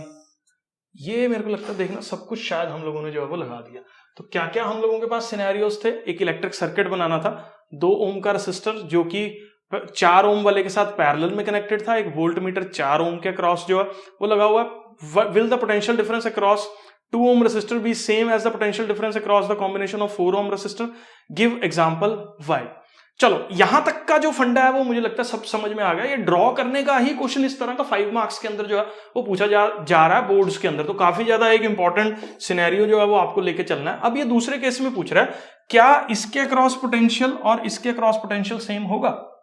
देख लो, देखो 4 और 4 का पैरेलल कॉम्बिनेशन जो है उसका इक्विवेलेंट रेजिस्टेंस किसके बराबर होगा, 1/4 plus 1/4 which is equal to 2/4। तो यहां से पैरेलल वाले कॉम्बिनेशन की जो रेजिस्टेंस आएगी वो 2 ओम आएगी। अब ये पैरेलल अब इस सर्किट को मैं रीड्रॉ कर रहा हूं। देखो ये मेरे पास 2 ओम का था, इस 4 ओम का पैरेलल भी कितना आया, 2 ओम आया, और यहां पे जो है वो हम लोगों के पास क्या हो गया, ये हो गया। क्वेश्चन ये पूछा जा रहा है सीरीज में जो है वो सबके पास, सबको पता है सेम करंट फ्लो कर रहा है आई, इसका रेजिस्टेंस भी आ रहा है, इसका रेजिस्टेंस भी आ रहा है, तो 2 ओम के अक्रॉस पहले वाले के अक्रॉस जो है वो पोटेंशियल कितना होगा, आई टाइम्स आर, आई सेम है, टाइम्स 2 हो गया। और हमारे पास अगले वाले कॉम्बिनेशन के अक्रॉस भी कितना है, आई तो सेम है, पोटेंशियल कितना है 2, तो 2i दोनों केसेस में सेम है, इसीलिए सेम पोटेंशियल जो है वो हम लोगों के पास देखने को मिलेगा किस किस रेसिस्टर के अक्रॉस, एक तो ये 2 ओम वाले रेसिस्टर के अक्रॉस, दूसरा इस पर्टिकुलर कॉम्बिनेशन के अक्रॉस जो है वो सेम पोटेंशियल डिफरेंस जो है वो होगा। सेम पोटेंशियल डिफरेंस क्यों होगा, क्योंकि इसका इक्विवेलेंट सर्किट मैंने यहां रीड्रॉ किया, रीड्रॉ करने के बाद मैंने देखा कि ये अब सीरीज में है, सीरीज में है तो करंट सेम रहेगा, इसका मतलब डिसाइडिंग फैक्टर कौन है, रेसिस्टेंस है, V is equal to IR होता है, रेसिस्टेंसेस भी दोनों केसेस में सेम है, करंट भी दोनों केसेस में सेम है, तो इसका मतलब पोटेंशियल भी हम लोगों के पास जो है वो सेम रहने वाला है। मैं ज्यूम करके चल रहा हूं बेटा जी, ये जो है वो आपको क्लियर है। नेक्स्ट क्वेश्चन पे जो है वो हम लोग मूव कर रहे हैं। अब ये बोला जा रहा है कि यहाँ पे फ्यूज वायर जो है वो कैसे बचाती है चीजों को। देखो ध्यान से, मान लो ये बहुत महंगा कोई एसी अप्लायंस जो है वो आपका लगा हुआ है, और इस एसी अप्लायंस के पीछे आपने जो है वो एक फ्यूज वायर जो है वो लगा रखी है, ठीक है। फ्यूज वायर कुछ इस तरीके का फ्यूज जो है वो हम लोगों के पास रहता है। अब जैसे ही ज्यादा करंट इस सर्किट के अंदर से फ्लो करेगा, फ्यूज वायर के अंदर हीट जनरेट होगी, हीट जनरेट होगी तो टेम्परेचर इतना राइज होगा कि फ्यूज वायर जो है वो हम लोगों के पास क्या कर जाएगी, मेल्ट कर जाएगी। जैसे ही फ्यूज वायर मेल्ट करेगी तो हम लोगों के पास एक प्रॉब्लम यहां पे क्या क्रिएट होगी, सर्किट जो है वो ब्रेक हो जाएगा। सर्किट ब्रेक होने की वजह से अब करंट जो है वो एसी की तरफ नहीं फ्लो करेगा। तो अगर बहुत ज्यादा एक्सेस करंट जो है वो हम लोगों के पास देखने को मिलता है बैक साइड से, कहीं से पीछे से अगर ज्यादा करंट सप्लाई जो है वो आ जाती है तो हीट ज्यादा जनरेट होने की वजह से फ्यूज वायर खुद सारा का सारा जो है वो सिस्टम अपने ऊपर लेके खुद मेल्ट कर जाती है और एसी और बाकी महंगे अप्लायंसेस को जो है वो बचा लेती है। तो इस तरीके से जो है वो हम लोगों के पास फ्यूज वायर जो है वो काम करती है। What is the commercial unit of electric energy represented in terms of joule. देखो जो बेटा जी एनर्जी होती है अपॉन टाइम, उसको हम लोग जो है वो अपने पास क्या बोलते हैं, पावर बोलते हैं। तो यहां पे देख लो एनर्जी जो है वो किसके बराबर होगी, पावर टाइम्स टाइम होगी। अब पावर जो है वो हम लोगों के पास क्या है, वॉट इनटू टाइम की जो एसआई यूनिट है वो क्या है, हम लोगों के पास सेकंड है। तो एनर्जी जो है वो क्या होगी हमारे पास, वॉट सेकंड जो है वो हम लोगों के पास होगी। अब जो कमर्शियल यूनिट है हम लोगों के पास पावर की, दैट इज किलो वॉट क्या है, आर है। तो यहां पे commercial unit of power kilo watt को मैं लिख सकता हूं 1000 वॉट, और आर को मैं लिख सकता हूं व्हाट 3600 सेकेंड्स। अब सबको पता होना चाहिए कि जो पावर है उसकी एसआई यूनिट है वॉट, होती किसके बराबर है, जूल पर सेकंड। यहां वैल्यू जो है वो मैं पुट कर रहा हूं, तो 1000 टाइम्स वॉट इज जूल पर सेकंड इनटू में 3600 सेकंड्स। तो ये सेकंड से ये सेकंड कटा तो पावर जो है वो हम लोगों के पास किसके बराबर आ गई, 2 3 4 5 जूल के बराबर जो है वो हम लोगों के पास आ गई। तो कमर्शियल यूनिट पावर की है हमारे पास किलोवाट आर, और इसको जो है वो अगर जूल की टर्म्स में लिखें तो ये बनेगा 3.6 टाइम्स 10 पावर 6 जूल जो है वो हम लोगों के पास पावर जो है वो होती है। मैं अज्यूम करके चल रहा हूं बेटा जी, ये फंडा जो है वो आपको क्लियर है। नेक्स्ट क्वेश्चन पे जो है वो हम लोग मूव कर रहे हैं। नेक्स्ट क्वेश्चन हमारे पास क्या है, current of 1 ampere flows in a series circuit containing an electric lamp and a conductor. देखो एक लैंप है और दूसरा एक इलेक्ट्रिक कंडक्टर है, ठीक है। और इलेक्ट्रिक कंडक्टर की जो रेजिस्टेंस है वो हम लोगों के पास गिवन है, क्वेश्चन ध्यान से पढ़ लेते हैं।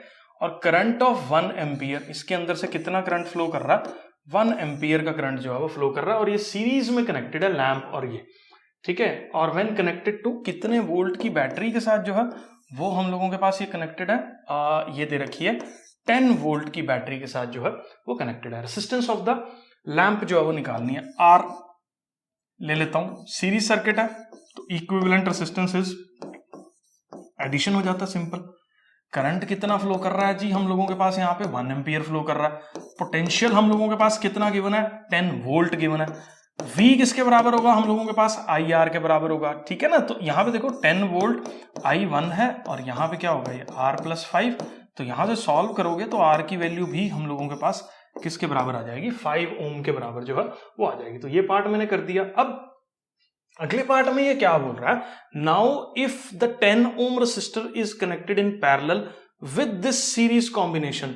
तो यहां पे देखो ये लैंप और ये कंडक्टर, ऑलरेडी लैंप का मैंने निकाल लिया 5 और 5। उसने बोला अब इसके साथ हमने एक 10 ओम का रेसिस्टर जो है वो पैरेलल में लगा दिया इस सीरीज कॉम्बिनेशन के साथ, ठीक है। What change in the current flowing through 5 ohm conductor and potential difference across the lamp take place. अब क्या चेंजेस जो हैं वो हम लोगों के पास यहां पे देखने को मिलेंगे, वो चीज अपने को जो है वो डिस्कस करनी है, ठीक है। अब ये बैटरी कितने वोल्ट की थी, 10 वोल्ट की बैटरी थी। करंट कितना फ्लो कर रहा था जी इसके अंदर से, 1 एम्पियर का करंट जो है वो फ्लो कर रहा था। अब इस सर्किट की इक्विवेलेंट रेजिस्टेंस जो है वो कैसे निकलेगी, देखो ऊपर 10 ओम है नीचे भी 10 ओम है, क्योंकि ये दोनों सीरीज कॉम्बिनेशन में है। तो इसका net equivalent will be 1/10 plus 1/10 which is equal to 2/10। तो यहां से R equivalent resistance will be 5 ohm। तो यहां से R equivalent जो है वो मेरे पास 5 ohm जो है वो आ गया। अगर मैं करंट की वैल्यू निकालूं तो current is potential upon resistance, potential is 10, resistance is 5। Current कितना फ्लो करेगा मेरे पास, 2 एम्पियर का करंट जो है वो यहां पे फ्लो करेगा। अब यहां पे सबसे इंपॉर्टेंट चीज ध्यान से देखने वाली पता क्या है, कि अब पहले सर्किट में 1 एम्पियर का करंट फ्लो कर रहा था, अब सर्किट में 2 एम्पियर का करंट फ्लो कर रहा है, लेकिन ये दोनों रेसिस्टेंसेस बराबर होने की वजह से करंट इक्वली डिवाइड हो जाएगा। यहाँ पे भी 1 एम्पियर चला जाएगा और ऊपर वाले सर्किट में भी 1 एम्पियर चला जाएगा, ठीक है। तो potential difference across the lamps take place, potential difference across the lamp take place करेगा, नहीं करेगा इस पर्टिकुलर सिनेरियो में। कारण समझा रहा हूं, देखो पोटेंशियल डिफरेंस यहां पे अक्रॉस द लैंप हम लोगों के पास कितना था, V is equal to I times R। V is equal to current कितना फ्लो कर रहा है 1, रेसिस्टेंस कितना है इसका 5 आ रहा था, तो पोटेंशियल कितना था लैंप के अक्रॉस 5 वोल्ट था। अब इस सिनेरियो में भी अगर मैं देखूं तो this is my lamp, 1 ampere का करंट फ्लो कर रहा है, I इंटू में रेसिस्टेंस है 5, तो इसके अराउंड जो पोटेंशियल डिफरेंस हो गया वो भी किसके बराबर हो गया, 5 वोल्ट के ही जो है वो बराबर हो गया। तो पोटेंशियल डिफरेंस में कोई भी चेंज नहीं आएगा, करंट के अंदर जो है वो कोई भी चेंज नहीं आएगा। वो हम लोग जो है वो इस पर्टिकुलर सिनेरियो में आपके सामने ही जो है वो प्रूव कर दिया। मैं अज्यूम करके चल रहा हूं बेटा जी ये क्वेश्चन जो है वो आपको क्लियर है। नेक्स्ट क्वेश्चन के अंदर जो है वो बेटा जी हम लोग मूव कर रहे हैं। नेक्स्ट क्वेश्चन देखो, why parallel arrangement is used in domestic wiring. घरों के अंदर जो है वो पैरेलल अरेंजमेंट क्यों इस्तेमाल किया जाता है। देखो पैरेलल अरेंजमेंट क्या है, जैसे ये तो एक कमरे का फैन लगा दिया, कमरे की ट्यूबलाइट लगा दी, कमरे का एसी लगा दिया, सारे जो है वो हम लोगों ने पैरेलल में कनेक्ट कर रखे हैं। कारण क्या है, क्योंकि सबको सेम पोटेंशियल जो है वो हम लोगों के पास यहाँ पे मिल रहा है। सेम पोटेंशियल मिलने की वजह से सारे अप्लायंसेस इंडिया के अंदर आपको पता ही है 220 वोल्ट पे जो है वो रन करते हैं। सेम पोटेंशियल मिलने की वजह से सारे के सारों को जो है वो प्रॉपरली रनिंग जो है वो हो जाती है। दूसरा, अगर कोई एक अप्लायंस बीच में से खराब भी है तो भी अपने को सीधा पता लग जाएगा कि कौन से वाला खराब है, क्योंकि अगर मैं सीरीज में कनेक्ट कर दूं और मान लो मेरा बल्ब जो है वो फ्यूज कर जाए, यहां पे देख लो ये बहुत सारे जो है वो हमने कनेक्ट कर दिए और ये बल्ब था कनेक्ट कर दिया और ये पोटेंशियल जो है वो लगा दिया। अगर मेरा बल्ब जो है वो फ्यूज कर गया तो पूरे के पूरे सर्किट के अंदर जो है वो लाइट करंट फ्लो करना बंद कर देगा। फाइंड आउट करना मुश्किल हो जाएगा भैया बल्ब खराब हुआ है, मैं जिसको बोलते हैं एसी वाले को बुलाऊं, टीवी वाले को बुलाऊं, फ्रिज वाले को बुलाऊं, समझ ही नहीं आ रही, क्योंकि सीरीज सर्किट में आइडेंटिफाई करना बहुत मुश्किल हो जाएगा, क्योंकि सारे अप्लायंस आपके बंद हो जाएंगे। लेकिन पैरेलल में ऐसा नहीं है, जो अप्लायंस खराब है वही बंद है, क्योंकि वो पैरेलली कनेक्टेड है, बाकियों को सप्लाई तो प्रॉपरली जो है वो हम लोगों के पास मिल रही है। मैं अज्यूम करके चल रहा हूं बेटा जी ये जो है वो आपको क्लियर है। नेक्स्ट एक बेटा जी ये क्वेश्चन नंबर 24 जो है वो हमने पीछे बीच में जो है वो मिस कर दिया था। इसको जो है वो देख लेते हैं। इलेक्ट्रिकल रेसिस्टिविटी जो है वो एक ऐसी प्रॉपर्टी है मटेरियल की जो बता रही है कि वो मटेरियल के अंदर कैसे अलाउ कर रही है करंट को पास करने से। ठीक है, व्हाट इज इलेक्ट्रिकल रेसिस्टिविटी? अगर हम लोग इसको डिफाइन करें तो ये बेसिकली हम लोगों के पास रेसिस्टेंस ही है, क्या? Electrical resistivity. लेकिन यहां पे एक सिनेरियो है कि यूनिट लेंथ कंडक्टर हो और यूनिट एरिया हो कंडक्टर का, जितनी उसकी रेसिस्टेंस हम लोगों के पास होती है उसी को हम लोग जो है वो रेसिस्टिविटी बोल देते हैं। तो कैसे देख लो, आर जो है वो हम लोगों के पास क्या है, रो एल बाय ए। रो हम लोगों के पास क्या है, आर ए बाय एल। अगर L और A की वैल्यू यहां सब्स्टिट्यूट कर दो तो रो की वैल्यू किसके बराबर आ गई, R के बराबर आ गई। तो resistivity is basically the resistance of a conductor having unit length, मतलब वन लेंथ और वन जिसका एरिया है उसको हम लोग जो है वो रेसिस्टिविटी बोल देते हैं। In a series circuit, electric circuit comprises of resistor made up of metallic wire. The ammeter reads 5 ampere. The reading of the ammeter decreases to half when the length of the wire is doubled. Why? बहुत simple है। देखो, resistance जो है वो directly proportional to length है। अगर length of the wire को हम लोग डबल कर दें, दिस इंप्लाइज अब नई रेसिस्टेंस जो है वो मेरे पास किसके बराबर हो जाएगी, 2R के बराबर हो जाएगी। अब करंट जो है वो सर्किट में किसके बराबर फ्लो करता है, V अपॉन R। ये पहले फ्लो कर रहा था। अगर रेसिस्टेंस जो है वो हम लोगों के पास डबल होगी तो यहां पे वैल्यू पुट कर दो V अपॉन 2R। तो इसका मतलब करंट की वैल्यू क्या होगी, बेसिकली हम लोगों के पास यहां पे हाफ होगी। क्यों? क्योंकि रेसिस्टेंस डबल होने से करंट की वैल्यू हम लोगों के पास जो है वो हाफ हो जाती है। तो यहां पे जो है हमने यहां पे मेंशन कर दिया कि करंट की रीडिंग जो है वो डिक्रीज क्यों होगी, हाफ पे, जब लेंथ ऑफ द कंडक्टर जो है वो डबल करेंगे। क्योंकि लेंथ को कंडक्टर को डबल करने से रेसिस्टेंस ऑफ द कंडक्टर जो है वो डबल हो जाता है। रेसिस्टेंस के डबल होने से हम लोगों के पास जो करंट की वैल्यू है वो रिड्यूस हो जाती है, क्योंकि ओम्स लॉ के हिसाब से I is equal to V by R जो है वो हम लोगों के पास होता है। नेक्स्ट क्वेश्चन नंबर 28 पे जो है वो बेटा जी हम लोग मूव कर रहे हैं। तो तीन बल्ब्स जो है वो आइडेंटिकल इस तरीके से जो है वो कनेक्टेड है। देखो, बल्ब B1 के साथ जो है वो हम लोगों के पास, अगर आप थोड़ा सा यहां पे ध्यान दो सर्किट के अंदर, तो एक एमीटर लगा हुआ है, B2 के साथ भी एमीटर लगा हुआ है और B3 बल्ब के साथ भी एमीटर लगा हुआ है। B1, B2 और B3 बल्ब्स तीनों जो है वो हम लोगों के पास पैरेलल में इस पर्टिकुलर पोटेंशियल बैटरी के साथ जो है वो कनेक्टेड है, और यहां पे भी एमीटर जो है वो एक हम लोगों के पास लगा हुआ है। क्या बोलता है, what happens to the glow of the other two bulbs when bulb B1 gets fused. अब यहां पे ना एक चीज आपको बहुत ध्यान से अंडरस्टैंड करनी है कि जो पावर है ना वो हम लोगों के पास होती है V² बाय R। अगर पोटेंशियल हम लोगों के पास सेम है और रेसिस्टेंस की वैल्यू हम लोगों के पास सेम है तो पावर जो है वो हम लोगों के पास सेम ही होगी। अब इसके कहने का मतलब यहां पे क्या है कि अगर बल्ब B1 फ्यूज भी हो जाए, यहां से निकल भी जाए, मान लो ये बल्ब जो है वो हम लोगों के पास यहां से निकल गया, लेकिन प्रॉब्लम क्या हो रही है कि इसके निकलने से कोई फर्क नहीं पड़ रहा B2 को और B3 को। क्यों? क्योंकि इनकी पावर कितनी कंज्यूम हो रही है, V² बाय R। पोटेंशियल यहां पे सेम है, क्योंकि पैरेलल के केस में पोटेंशियल जो है वो सेम रहता है। जितनी B2 बल्ब की रेसिस्टेंस है वो तो उतनी ही रहेगी। तो V भी चेंज नहीं हुआ, R भी चेंज नहीं हुआ B2 के लिए, तो इसका मतलब सेम पावर जो B2 है वो डेसिपेट करेगा। सिमिलरली सेम पावर B3 जो है वो हम लोगों के पास डेसिपेट करेगा। तो इस पर्टिकुलर केस के अंदर कोई भी चेंज जो है वो हम लोगों के पास नहीं आने वाला, because power is equal to V² by R। और ये सारे सिनेरियोज जो है वो हम लोगों के पास सेम है।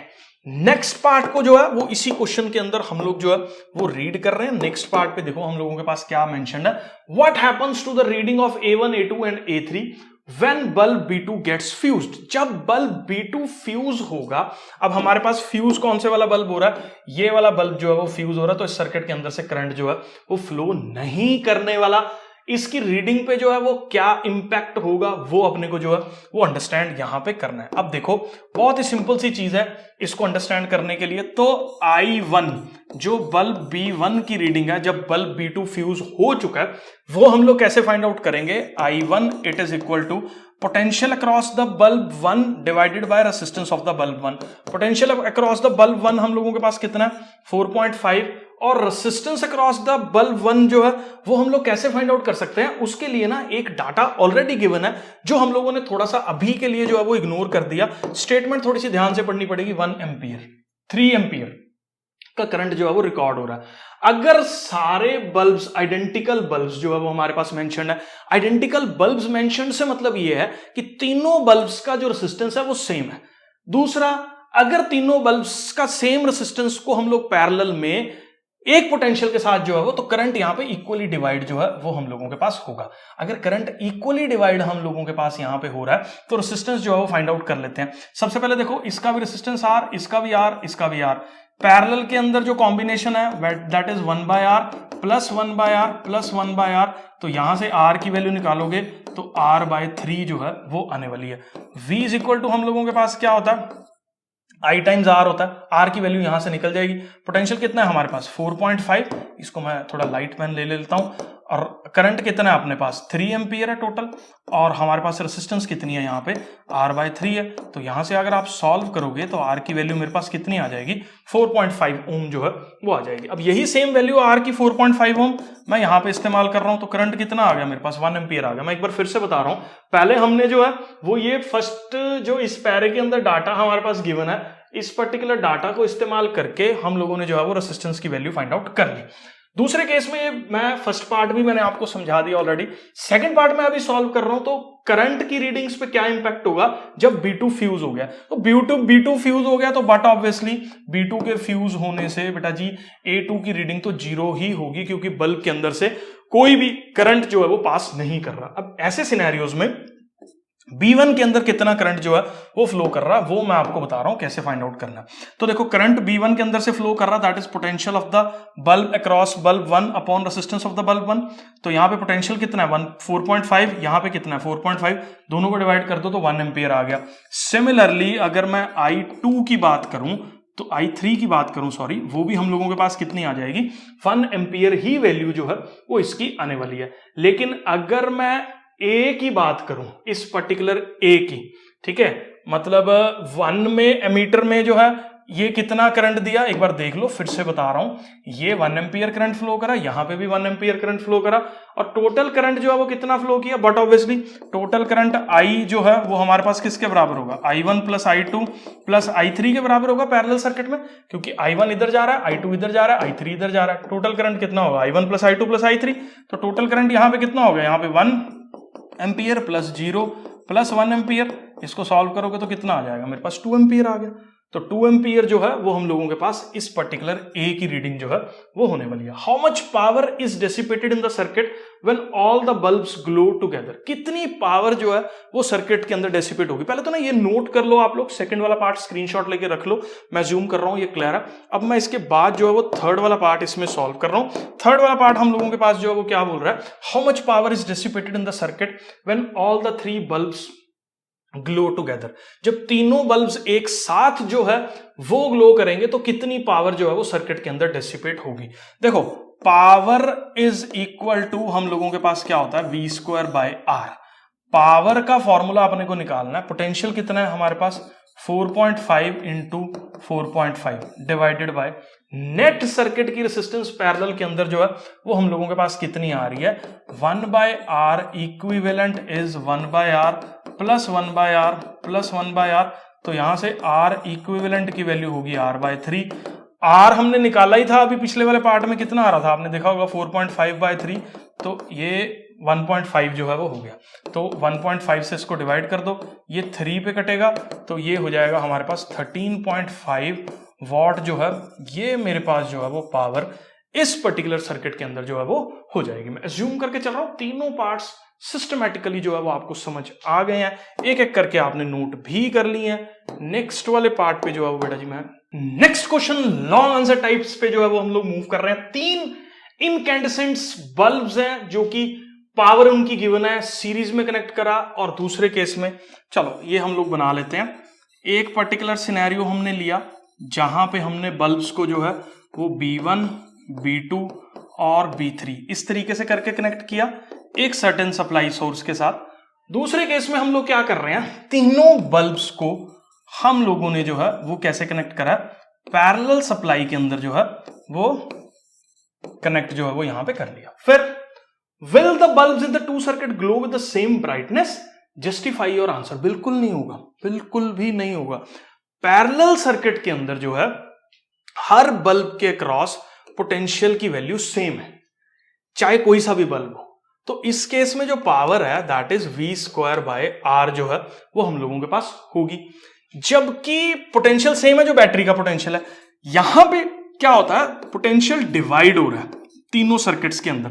पोटेंशियल डिवाइड होने की वजह से जो पावर है हर एक बल्ब में, जैसे मान लो इसकी टोटल पावर 100 थी, तो इसके अंदर जो है वो डिवाइड होगी, एनर्जी जो थी इसकी डिवाइड होगी है। यहां पे सीरीज सर्किट में पोटेंशियल जो है वो डिवाइड होता है, पैरेलल सर्किट्स में पोटेंशियल की वैल्यू जो है वो सेम रहती है। तो सेम ब्राइटनेस तो बिल्कुल नहीं हो सकती, क्योंकि इन केसेस में बिल्कुल अलग ब्राइटनेस जो है वो रहेगी, क्योंकि इन बल्ब्स के अराउंड जो पोटेंशियल की वैल्यू है वो डिफरेंट है, जबकि इसके अंदर बल्ब के पोटेंशियल्स की वैल्यू जो है वो सेम है, जो कि बैटरी के पोटेंशियल के बराबर है। इसलिए यहां पे इसकी वैल्यू जो है वो ज्यादा होगी, तो पैरेलल सर्किट्स के अंदर बल्ब जो है वो ज्यादा अच्छे से ग्लो करेंगे। इसीलिए ना घरों के अंदर हम लोग जो है वो पैरेलल सर्किट्स इस्तेमाल करते हैं। ठीक है, दूसरा, so now let one of the bulb in the both circuits get fused, will the rest bulbs continue in the circuit? भाई बहुत खतरनाक चीज, मान लो बेटा जी एक बल्ब इस सर्किट के अंदर से जो है वो फ्यूज हो गया। अब बल्ब अगर फ्यूज हो गया तो इस सर्किट के अंदर तो करंट ही फ्लो करना बंद कर जाएगा। कारण क्या है, तुम लोग देखो, सर्किट ब्रेक हो गया, यहां से जो है वो करंट सप्लाई हो ही नहीं रही, ये भी बल्ब जो है वो बंद हो जाएगा, ये भी बल्ब जो है वो बंद हो जाएगा, क्योंकि ओपन सर्किट जो है वो हम लोगों के पास हो गया। ओपन सर्किट में जो है वो करंट फ्लो करता नहीं है, ओपन सर्किट में करंट फ्लो करता नहीं, तो भैया सर्किट ये वाला खत्म। जस्ट मैंने डोमेस्टिक सर्किट्स में हम लोग पैरेलल सर्किट्स क्यों इस्तेमाल करते हैं उसमें भी मैंने इस चीज को रिपीट किया था। अब यहां कोई फर्क नहीं पड़ता, एक आधा बल्ब खराब हो भी जाएगा तो भी बाकियों को करंट सप्लाई उतनी ही बराबर मिलेगी, जिसकी वजह से बाकी सारे बल्ब जो है वो कंटिन्यू करेंगे ग्लो करना, जबकि सीरीज के अंदर जो है वो ये फंडा बंद हो जाएगा। ओम्स लॉ हम लोगों के पास क्या है, देखो ये थ्योरी कॉन्सेप्ट है कि जो पोटेंशियल है वो हम लोगों के पास जो है वो डायरेक्टली प्रोपोर्शनल होता है करंट के, जिसको हम लोग I टाइम्स R लिखते हैं जब मटेरियल और टेम्परेचर सेम है। ठीक है, दूसरा, how it can be verified, does it hold under all conditions. देखो मटेरियल टू मटेरियल ये डिपेंड करता है, टेम्परेचर पे भी जो है वो ये डिपेंड करता है। अगर सेमीकंडक्टर्स हैं, ठीक है, या कोई और सर्टेन टाइप का अलॉय है या मटेरियल है जो प्रॉपर जो है वो मेटालिक कैरेक्टर को नहीं शो कर रहा, उन केसेस के अंदर ओम्स लॉ जो है वो नॉन ओहमिक जो है वो हो जाता है। स्ट्रेट लाइन जो है वो हमारे पास नहीं देता। यूजुअली जो ये वाला कर्व है ना, V और I की वैल्यू जो है वो स्ट्रेट लाइन रहेगी, किन केसेस में, मेटल्स के केस में ओहमिक करंट बोलते हैं इसको हम लोग, जबकि कोई और तरह का मटेरियल है तो ये कई बार ऐसी वैल्यूज भी देता है, नॉन ओहमिक वैल्यूज भी हम लोगों के पास देगा। मटेरियल पे जो है वो ये डिपेंड हम लोगों के पास करता है। एक्सपेरिमेंटली इसको बहुत अच्छे से वेरीफाई किया जा सकता है। कैसे, देखो मान लो एक आपने बैटरी लगाई, ठीक है, और इसके अंदर एक रेसिस्टेंस है R, और यहां पे आपने एमीटर लगाया और ऐसे जो है वो सर्किट बन गया। अब आपने बैटरी की रीडिंग जो है वो नोट कर ली, उसके बाद एमीटर की रीडिंग जो है वो नोट कर ली, वहां से रेसिस्टेंस जो है वो फाइंड आउट कर ली। पहला केस लिया। दूसरे केस में आपने बैटरी बदल दी, बैटरी मान लो पहले आपने V ली थी, अब दूसरे केस में बैटरी आपने 2V ले ली, तो V की रीडिंग 2V की रीडिंग 2V के केस में ये निकाला आपने, ये निकाला, इन दोनों वैल्यूज को निकाल लिया। मतलब बेसिकली आप जब पेपर में इसको लिखो ना, एक्सपेरिमेंटली वेरीफाई करो, तो आप क्या करो, 3 अलग अलग सिनेरियोज ले लो कि एक बार मैंने बैटरी V लगाई, एक बार मैंने बैटरी 2V लगाई, एक बार मैंने बैटरी 3V लगाई।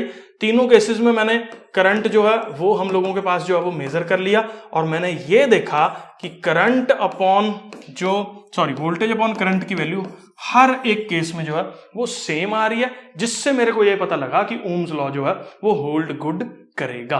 तो कैसे वेरीफाई करेंगे, बैटरीज को बदलते रहो, ठीक है, एक बार V लगाओ, 2V लगाओ, 3V लगाओ, 4V लगाओ, हर एक केस के पर्टेनिंग जो है वो एम्पियर करंट जो है वो फाइंड आउट करो। करंट फाइंड आउट करने के बाद जो है वो आप देखोगे कि रेसिस्टेंस जो कि वोल्टेज अपॉन करंट का रेशियो है वो सारे केसेस में सेम तब होगा जब उस पर्टिकुलर कंडक्टर में ओम्स लॉ जो है वो होल्ड गुड करेगा। तो मैं अज्यूम करके चल रहा हूं बेटा जी, ये क्वेश्चन जो है वो आपको क्लियर है। अब रेसिस्टिविटी क्या होता है, इसकी यूनिट क्या है, रेसिस्टिविटी मैं पहले भी डिफाइन कर चुका हूं, यूनिट इसकी निकाल लेते हैं।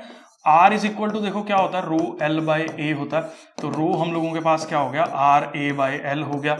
तो रो की वैल्यू हम लोगों के पास क्या होगी, ओम मीटर स्क्वायर बाय मीटर, तो यहां से रो हो गया ओम मीटर जो है वो इसकी SI यूनिट हम लोगों के पास होगी।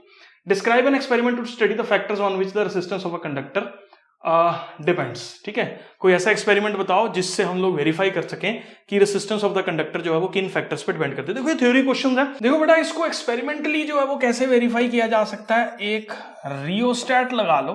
रियोस्टैट एक ऐसा डिवाइस होता है जिसकी रेसिस्टेंस जो है वो वेरी करती है, और उसको एक सर्टेन बैटरी सप्लाई के साथ जो है वो क्या किया जाए, कनेक्ट जो है वो किया जाए। ठीक है, एमीटर जो है वो लगा दिया जाए सर्किट के अंदर, करंट की रीडिंग को मेजर किया जाए, पोटेंशियल की रीडिंग जो है वो हम लोगों के पास जो भी हमारे पास बैटरी की रीडिंग है उसको जो है वो देखा जाए। अब रियोस्टैट की लेंथ को इंक्रीज किया जाए तो आप ना एक चीज अपने दिमाग में बिठा लो, आर जो है वो डायरेक्टली प्रोपोर्शनल होता है किसके, लेंथ ऑफ द कंडक्टर के।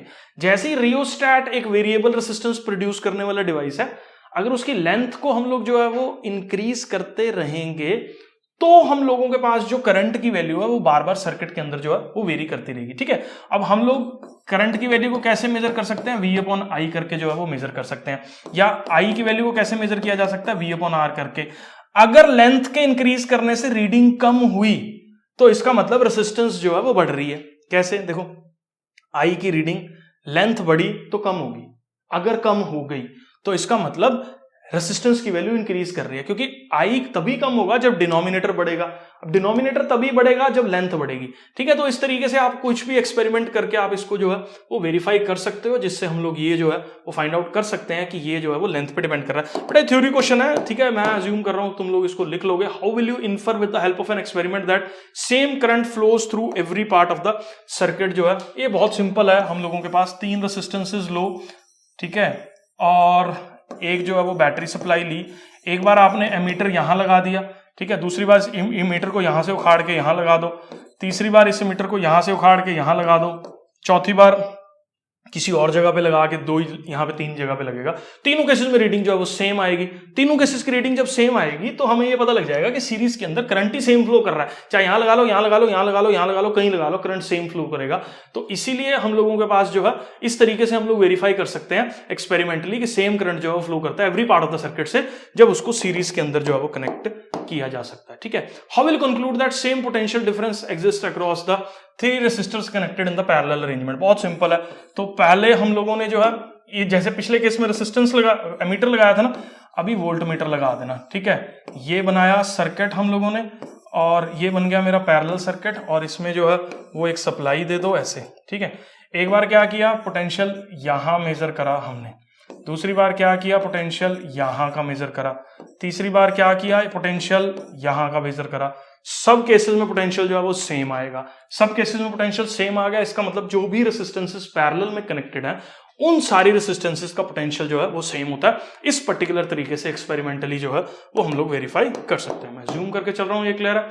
जूल्स लॉ ऑफ हीटिंग जो है वो हम लोगों के पास क्या होता है कि जो हीट किसी भी कंडक्टर के अंदर से फ्लो कर रही है, that heat is directly proportional to the square of the current, heat is directly proportional to the resistance, heat is directly proportional to what, time.